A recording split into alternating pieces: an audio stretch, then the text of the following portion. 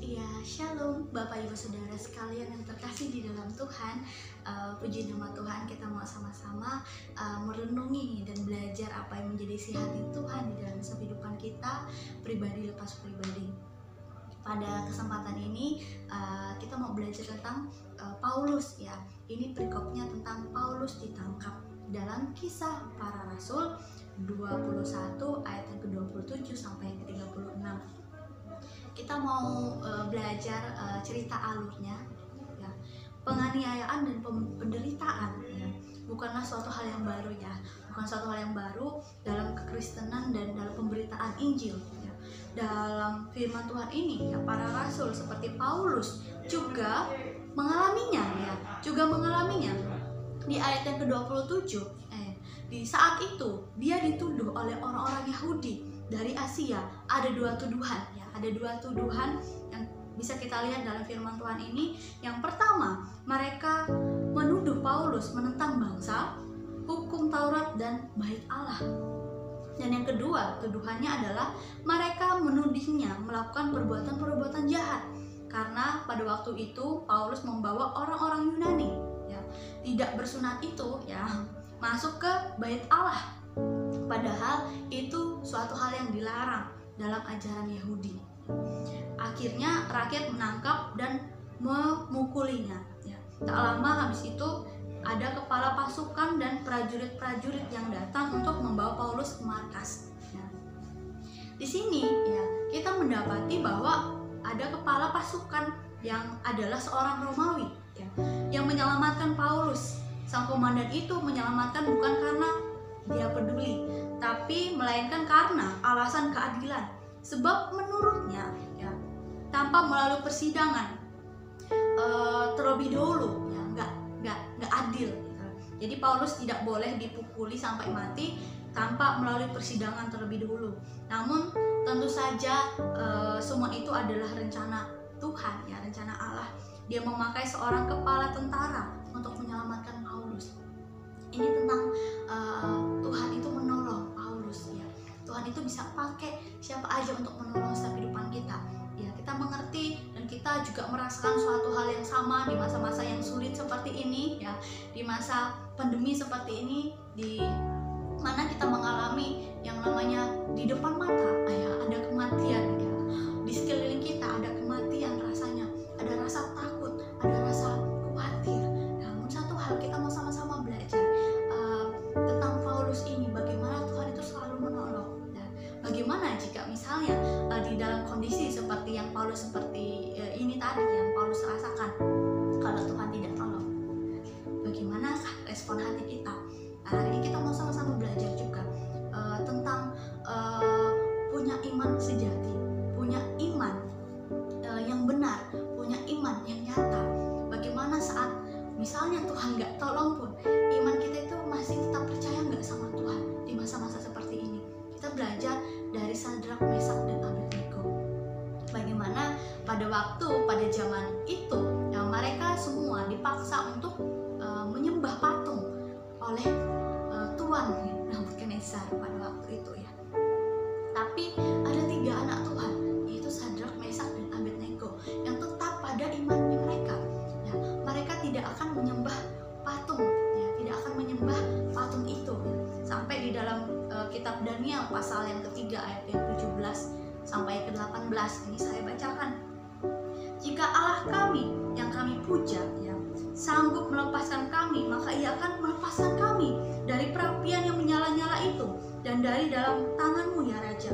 Tetapi seandainya tidak, hendaklah Tuanku mengetahui ya Raja, bahwa kami tidak akan memuja dewa Tuanku dan tidak akan menyembah patung emas yang Tuanku dirikan itu. Ya, amin. Ada suatu iman yang luar biasa dari Sadrak, Mesak dan Abednego. Wah, mereka bilang gini, kalau Tuhan gak tolong pun ya, kami tetap pada iman kami. Kami tetap percaya sama Tuhan.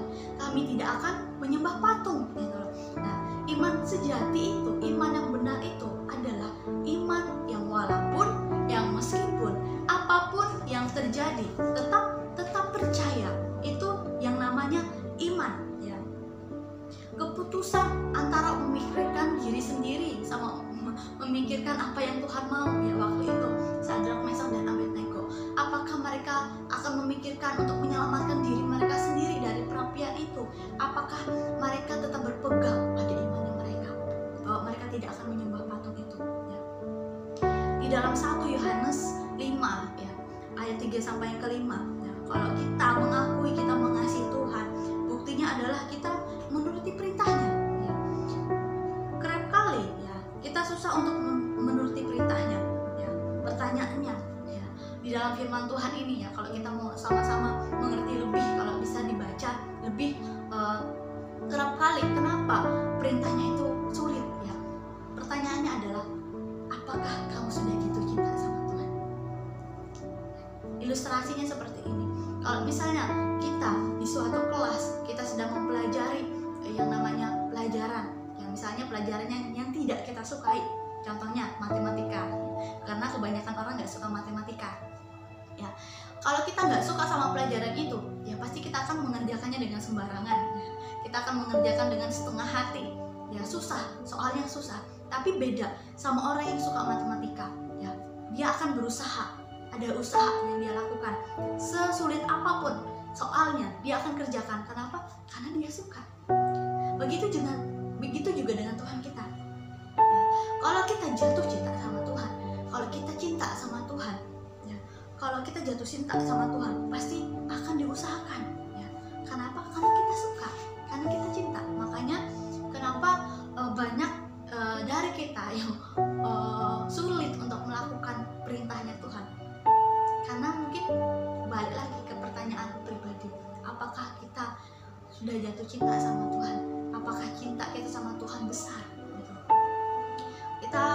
Saya mau bagikan lagi di dalam Lukas 8 ayat yang ke-25 ya. Di dalam Lukas pasal yang 8, bagaimana waktu itu Tuhan mau mengajak murid-muridnya untuk ke seberang, karena waktu itu ada orang yang kesurupan di seberang gitu.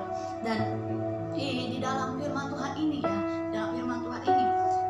Tuhan bilang kalau kita akan ke seberang ya, pasti akan sampai ke seberang ya. Kalau Tuhan bilang kita ke seberang, pasti akan sampai ke seberang. Tapi terkadang kita nggak percaya sama perkataan Tuhan, kita nggak percaya sama janjinya Tuhan. Benar nggak sih ya? Ya.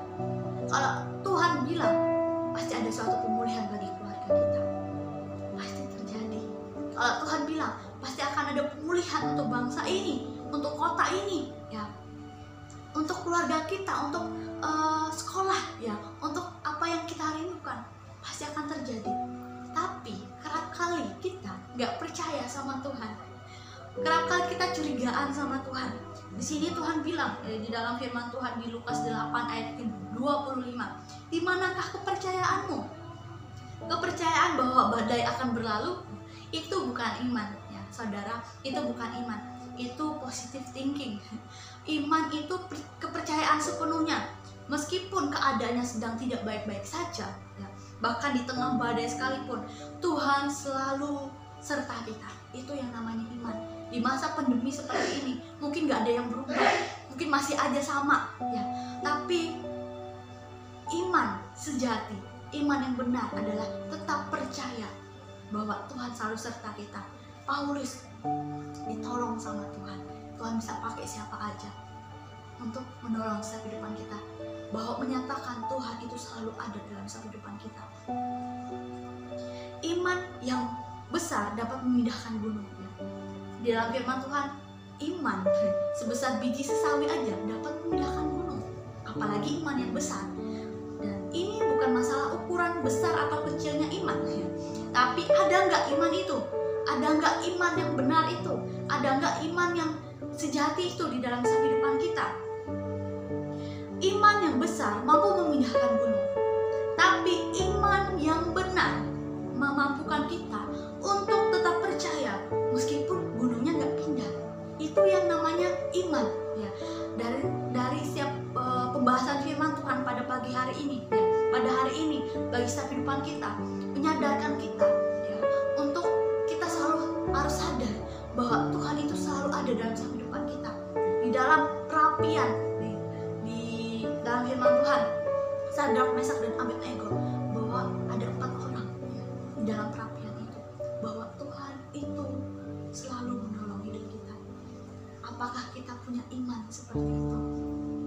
Punya respon hati sama seperti Sadrak, Mesak dan Abednego, yang meskipun walaupun gak ditolong pun, seandainya gak ditolong pun, mereka tetap berpegang sama iman mereka. Di masa-masa seperti ini, di pelayanan-pelayanan yang ada, ya mungkin banyak keterbatasan yang ada, percaya bahwa Tuhan itu selalu beserta dengan kita. Paulus pun ditolong waktu itu.